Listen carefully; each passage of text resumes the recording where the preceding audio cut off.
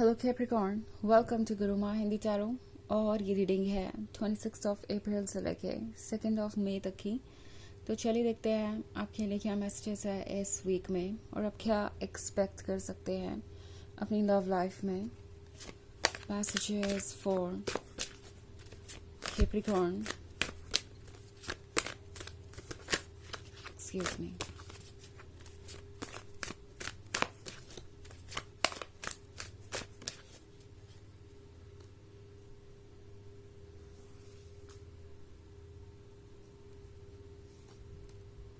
Two of Skulls, 7 of Scepters, 10 of Scepters, the Empress, and the High Priestess. Okay. 10 of Scepters. 10 of Scepters हो सकता है किसी तरीके के बोझ के बारे में जो आप कैरी कर रहे हैं कैप्रिकॉर्न। एंड अब आपको ज़रूरत है कि आप इस बोझ को अपने ऊपर से हटाएं। आप दूसरों की एक्सपेक्टेशंस पे खरे उतरे या नहीं, उसका स्ट्रेस मत लीजिए। उन चीज़ों को कैरी करने की आपको ज़रूरत नहीं है। और ना सिर्फ ये एक्सपेक्टेशंस के बोझ के बारे में है, ये हो सकता है जजमेंट के बोझ के बारे में, ये हो सकता है उस ब्लेम के बोझ के बारे में जो इस पर्सन ने आपको दे दिया है कैरी करने के लिए। एंड आप इस बोझ को कैरी करते जा रहे हैं। सो टैरो आपसे कह रहा है कि कोई आपको इस सिचुएशन में नहीं रख सकता। आपको ज़रूरत है ये रियलाइज़ करने की, बिकॉज आप द एम्प्रेस है तो शायद आप एंडलेसली इस पर्सन को प्यार देते गए, एंडलेसली आप वेट करते गए। आपको लगा कि आज चीज़ें सही हो जाएंगी, कल चीज़ें सही हो जाएंगी या परसों चीज़ें सही हो जाएंगी। बट अगर आपको कोई रिजल्ट नहीं मिल रहा है, क्योंकि मैं देख रही हूँ कि आप परेशान हैं 2 ऑफ स्कल्स की कार्ड के साथ, आपका इंतज़ार बहुत लंबा हो गया है और आपको लग रहा है कि जितना ज़्यादा ये इंतज़ार बढ़ रहा है आप भी बदलते जा रहे हैं, वो पुरानी बात नहीं रह गई।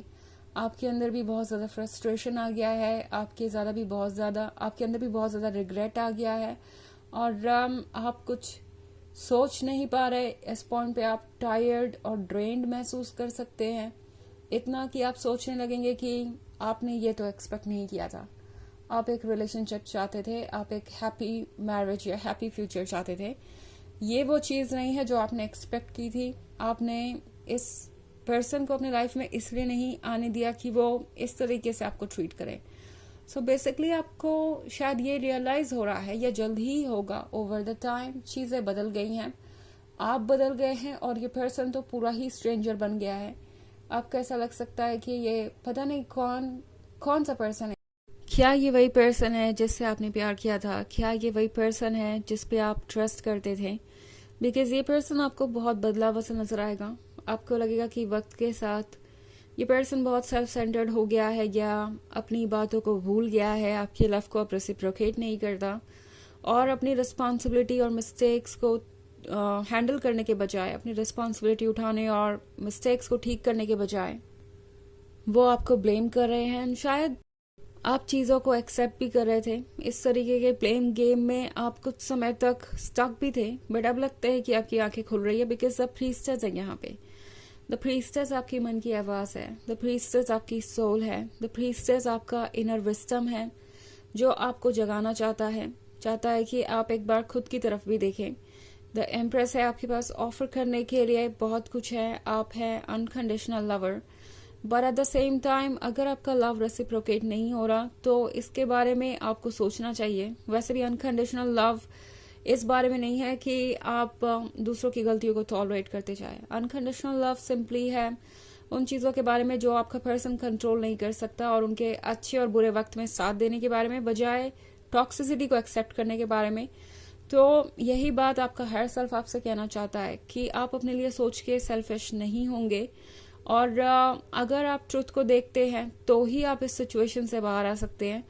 और 10 ऑफ सेप्टर्स के साथ इस बोझ को हल्का कीजिए जो आपके मन पे बना हुआ है इस पर्सन की वजह से। टैरो आपसे कह रहा है कि जरूरत है खुद को सेव करने की, बिकॉज आपके अंदर कुछ है जो आप सफोकेट हो चुका है। ओके, अगर आप ये कार्ड देखें 7 ऑफ सेप्टर्स का, तो ये जो वुमन है वो कोशिश कर रही है एक सिचुएशन से बाहर आने की, अपने प्रॉब्लम्स के ऊपर जीतने की। एंड अगर आप देखें तो इसके अंदर बहुत पेन भी है। ओके, वो इस समय स्ट्रगल कर रही है अपने पैरों पे खड़े होने के लिए, बट द फैक्ट इज कि उसे पता चल गया है कि ट्रुथ क्या है। एंड यहाँ से जर्नी थोड़ी मुश्किल हो सकती है, बट ये टेम्प्रोरी है। टैरो आपको याद दिलाना चाहता है कि ये स्ट्रगल टेम्प्रोरी है, बट अगर आप किसी ऐसी चीज को एक्सेप्ट करते हैं जो आपके लायक नहीं है, तो शायद ये आपके ऊपर जिंदगी भर असर डालेगा। शायद आप खुद को बाद में एक सिचुएशन में फंसा हुआ सा महसूस करें और उसके लिए रिग्रेट करें। तो द हाई प्रीस्टेस कह रही है कि आप ट्रुथ को जानते हैं, आप समझदार हैं, और एक्सेप्ट कीजिए उस चीज को जो आपके लिए ही है। और सबसे पहले तो इस बात को रियलाइज कीजिए कि आपका प्यार सबसे पहले आपके लिए होना चाहिए। बिकॉज एम्प्रेस की एक कमजोरी ये है कि वो अक्सर अपने लवर को खुद से भी ज्यादा इम्पोर्टेंट बना लेती है और अक्सर इसी की वजह से सफर भी करती है। ओके, तो ये चीज रियलाइज करने की जरूरत है आपको सबसे पहले। हालांकि ये एक जनरल रीडिंग है तो ये सबसे रेजोनेट नहीं करेगी। एनर्जी रिवर्स हो सकती है अगर आप क्रॉस वॉचर हैं। इसके अलावा अगर आप पिछले वीक की रीडिंग देखना चाहें तो उसका भी लिंक आपका डिस्क्रिप्शन बॉक्स में मिल जाएगा हमेशा की तरह। चलिए आगे बढ़ते हैं और देखते हैं और क्या मैसेज है आपके लिए Capricorn.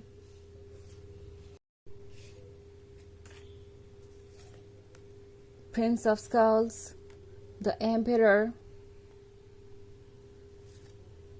Six of skulls, the devil and wheel of fortune. Okay, so हमारे पास है six of sculls.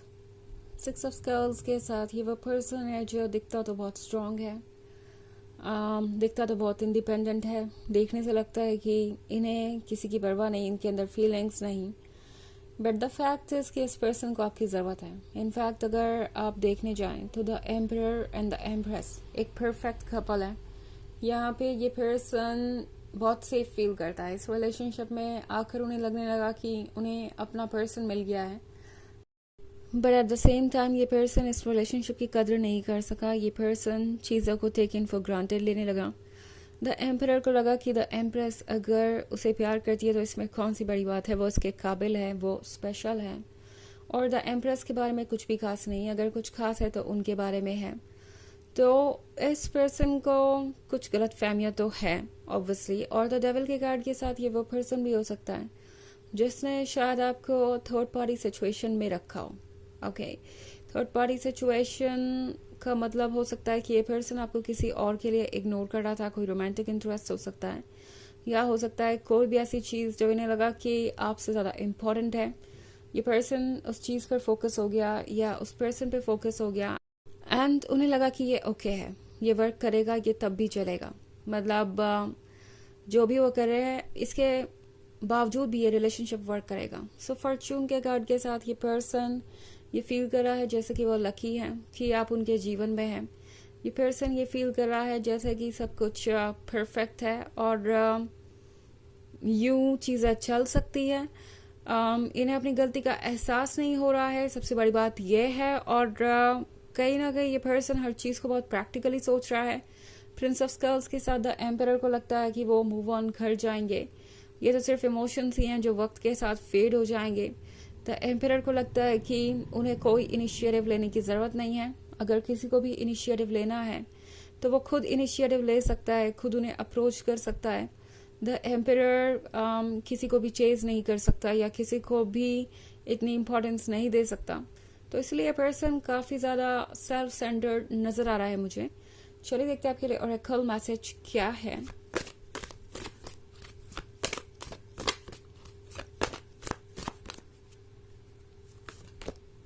Mercury, open communication, get a weight off your chest, speak up with love and be heard। तो ये card आपसे कह रहा है कि अगर आपको कोई बात परेशान कर रही है तो उसके बारे में बात कीजिए, कम्युनिकेट कीजिए और अपने मन का बोझ हल्का कीजिए। कहने से ज़रूर आपके मन का बोझ हल्का होगा। आप जो भी कहेंगे ये पर्सन उस बात को समझेगा। ओके, तो ये है अपने आप को एक्सप्रेस करने के बारे में। अपने मन में चीज़ों को मत रखिए होल्ड करके, वक्त है खुद को एक्सप्रेस करने का। सो ये है रीडिंग इस वीक की। आई होप आपको अच्छी लगी होगी। Thanks for watching. Till next video. Bye.